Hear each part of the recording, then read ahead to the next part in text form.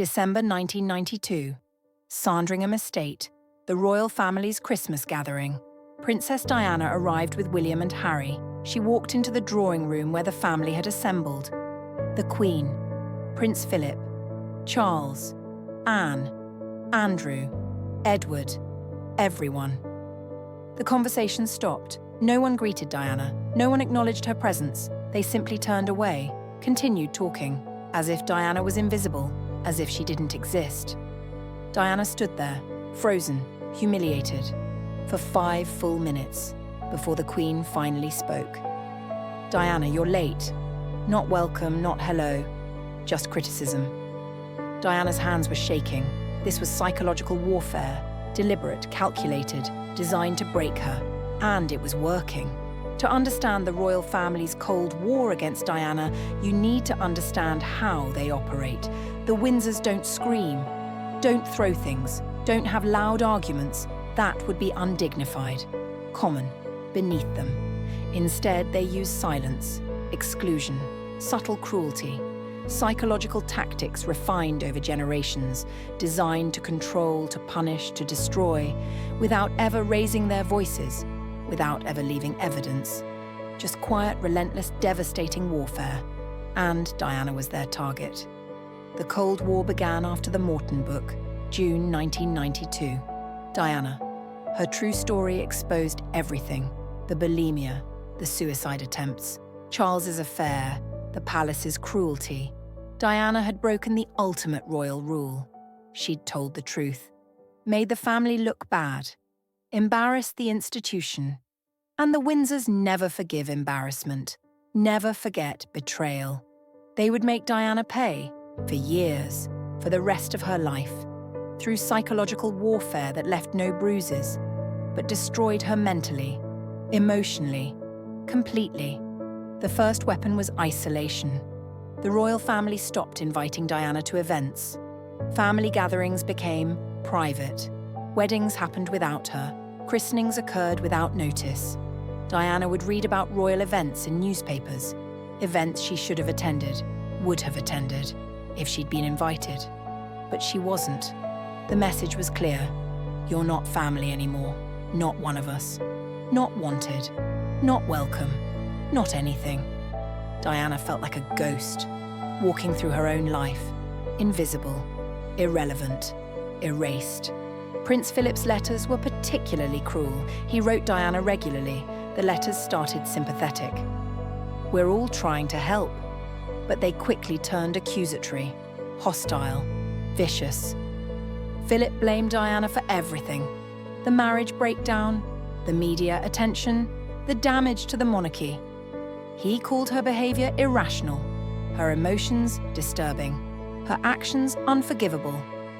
Each letter was a psychological blow from a man Diana had once hoped would be a father figure. Instead, he became her tormentor, her judge, her executioner. One letter was especially devastating. Philip wrote, "We don't approve of either of you having affairs." But Charles was provoked into his by your behavior, your sulks, your tantrums, your instability. You drove him away, into Camilla's arms. This is your fault, and you need to accept responsibility. Diana was shattered. Philip was blaming her for Charles's adultery, saying she'd caused it, deserved it. The psychological manipulation was masterful, cruel, designed to make Diana doubt herself, blame herself, hate herself, and it worked. The Queen's weapon was silence. She simply stopped speaking to Diana, wouldn't take her calls, wouldn't respond to letters, wouldn't acknowledge her presence. When they had to be in the same room, the Queen looked through Diana, past her, never at her, as if Diana was a stain, an embarrassment, something to be ignored. The silent treatment is devastating, especially from someone whose approval Diana desperately wanted. Diana tried everything, wrote heartfelt letters, requested meetings, begged for a chance to explain. The Queen never responded. The silence continued. Absolute, unbreaking, destroying Diana's mental health day by day. Charles's psychological warfare was more subtle. He would make plans with William and Harry, then change them, without telling Diana. Diana would arrive to pick up the boys. They'd be gone. Charles had taken them somewhere, told them not to mention it to their mother. Diana would panic. "Where are my children? Are they safe?" Charles would eventually call. Hours later, "The boys are with me." I decided they needed time with their father. It was manipulation, control, using the children as weapons, making Diana feel powerless, unstable, like she was losing her mind. The media was weaponized too. Palace officials would leak negative stories about Diana to friendly journalists, to tabloids. Stories about Diana's mental health, her affairs, her spending, her parenting. Always anonymous sources, always palace insiders, always designed to make Diana look bad, unstable, unfit. Diana couldn't fight back effectively because the leaks were deniable, untraceable. By the time Diana responded, a new story had already dropped. A new accusation, a new attack. The cycle was endless, exhausting, destroying Diana's reputation. While the palace maintained plausible deniability, the social ostracism was particularly painful. Diana's friends started receiving calls from palace officials, from royal family members, suggesting that continuing friendship with Diana might be unwise, career-limiting, socially damaging. Some friends stood firm, but many didn't. They stopped calling, stopped inviting Diana, stopped being available. Diana watched her social circles shrink, watched people she'd known for years disappear. Because the palace had made the cost of friendship too high, Diana was being isolated systematically, deliberately, completely. The custody battles were psychological torture. Charles would threaten to take William and Harry to prove Diana was an unfit mother, to use her bulimia, her depression, her affairs as evidence. He'd have lawyers send threatening letters, outlining how he'd win custody, how Diana would lose her boys. The threats were never acted on, but they didn't need to be. The fear was enough, the constant anxiety, the knowledge that at any moment Charles could try to take her children. Diana lived in terror, hypervigilant, unable to relax, unable to feel safe, because she wasn't safe. Her children could be taken, and there was nothing she could do to prevent it.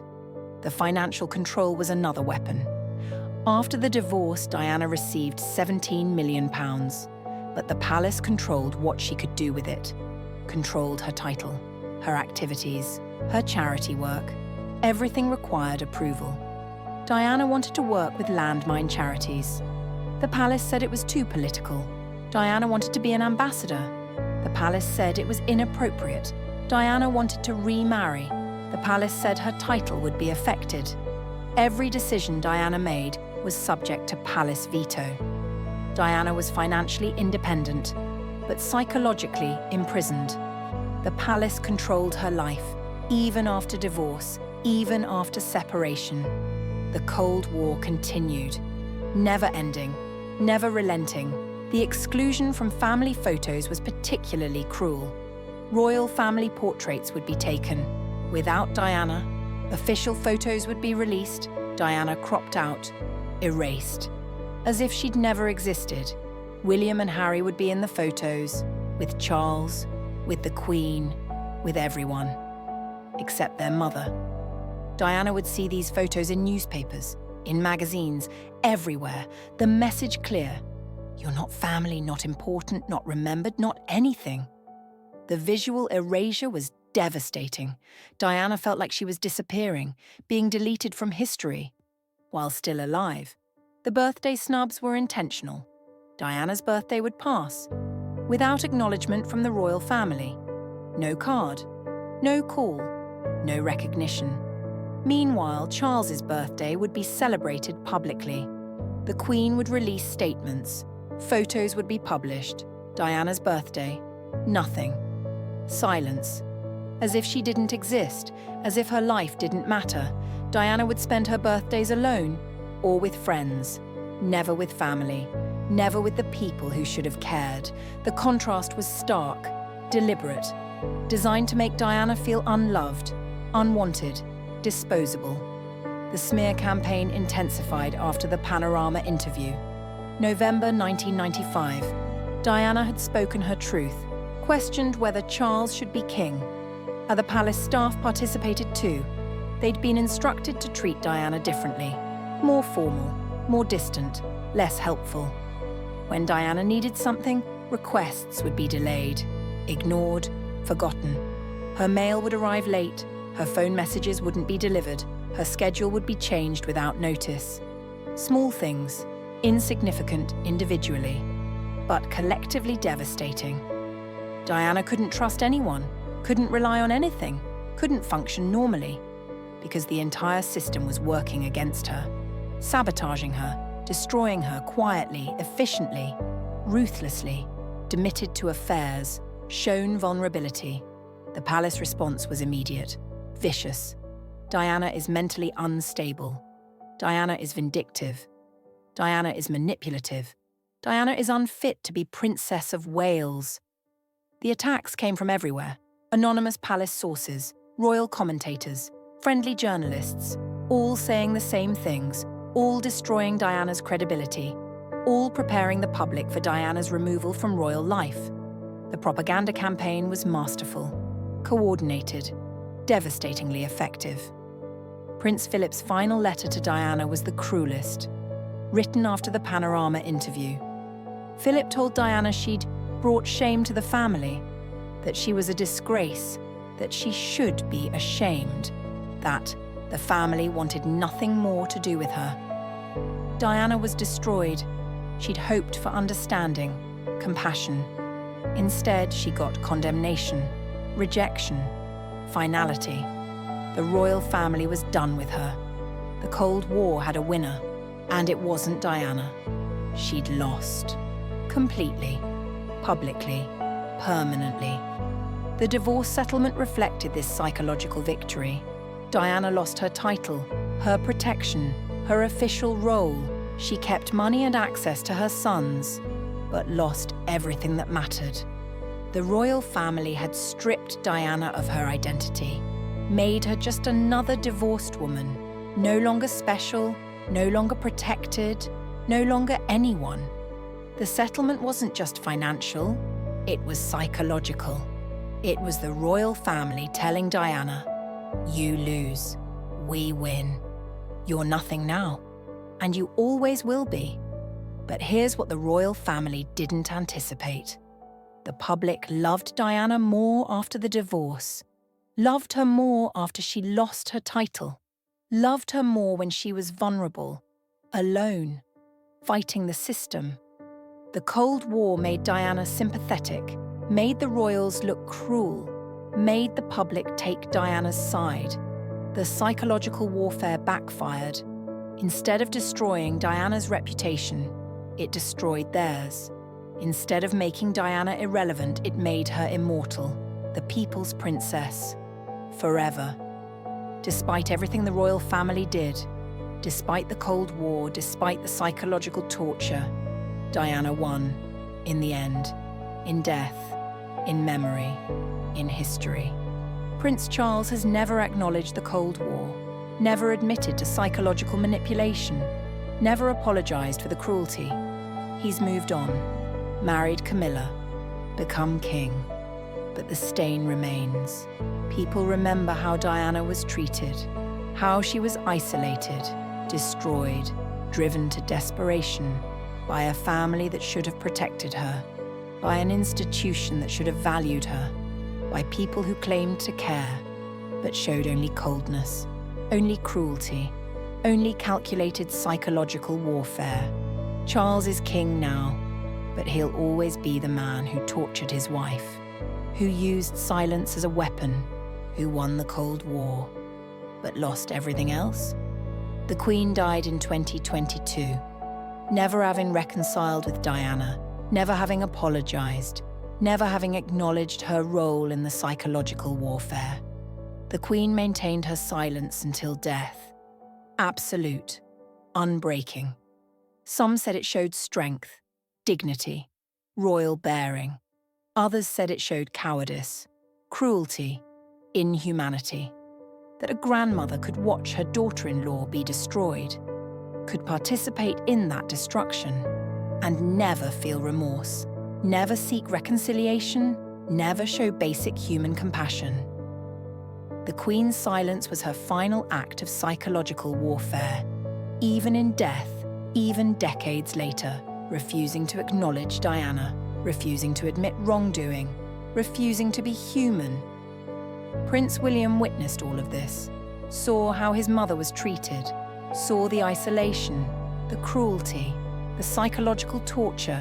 He was a teenager, powerless to stop it, powerless to protect Diana, but he watched, remembered, and he's made sure it never happens to Kate. Kate is protected, valued, supported, given everything Diana was denied.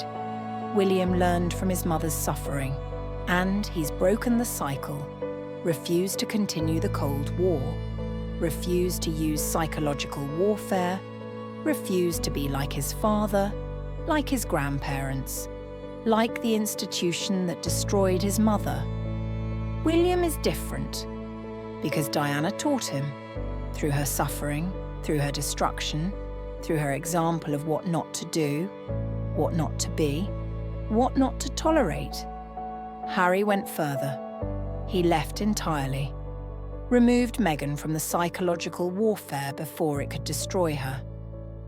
Harry saw the patterns repeating, the isolation beginning, the smear campaigns starting, the Cold War commencing. And he said no. Not again. Not to my wife. Not while I can stop it. Harry walked away from everything. Title, money, family, country. Because he remembered what psychological warfare did to his mother. And he refused to watch it happen again. Harry's departure is his testimony, his evidence, his accusation. That the royal family uses psychological warfare. That the Cold War is real. That it destroys people. And that he won't be complicit. Won't participate. Won't watch another woman he loves be tortured by his own family, in the name of duty, in the name of the institution, in the name of the crown. The royal family has never been held accountable, never investigated, never confronted with their psychological warfare. Because how do you investigate silence? How do you prove exclusion? How do you document coldness? The weapons leave no marks. The torture leaves no evidence. Just destroyed mental health. Broken people. Diana's suffering.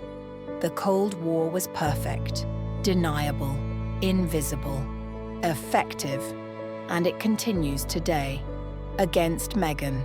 Against anyone who threatens the institution. Against anyone who tells the truth. The tactics haven't changed, just the targets. The Cold War is the royal family's signature weapon. And they're very, very good at it. From Diana's therapy session notes, 1995. I can't explain how it feels. The silence, the exclusion, the coldness. It's like dying slowly, every day, a little more. They don't have to hit me, don't have to hurt me physically. They just have to ignore me, exclude me, treat me like I don't exist. And it destroys me. More than any violence could, because I can't fight it, can't defend against it, can't even name it properly. What do I say? They're being cold to me, they won't talk to me, they exclude me from events. It sounds trivial, petty, like I'm being dramatic, but it's not trivial. It's destroying my mind, my sense of self, my ability to function. I wake up every day wondering if I exist, if I matter, if anyone cares whether I live or die. And the answer from the royal family is always the same: silence, which is the loudest answer of all. Number. You don't exist. You don't matter. We don't care. And we'll prove it. Every day. In every way. Until you break. Until you give up. Until you disappear. Which is what they want. For me to disappear. to stop being a problem, to stop embarrassing them, to stop existing. And some days I want to give them what they want to disappear, want to not exist anymore, want to stop fighting, stop surviving, stop enduring this cold war that never ends, never stops, never shows mercy. But I can't, because of William and Harry. They need me. They need someone who loves them, who's warm, who's present, who's human. Not like the royal family, not cold, not silent, not cruel. So I keep fighting, keep surviving, keep enduring, even though the Cold War is killing me, slowly, quietly, completely, one silent day at a time. The final image of the royal family's Cold War is a photograph, never published, taken at Balmoral, August 1997, days before Diana's death.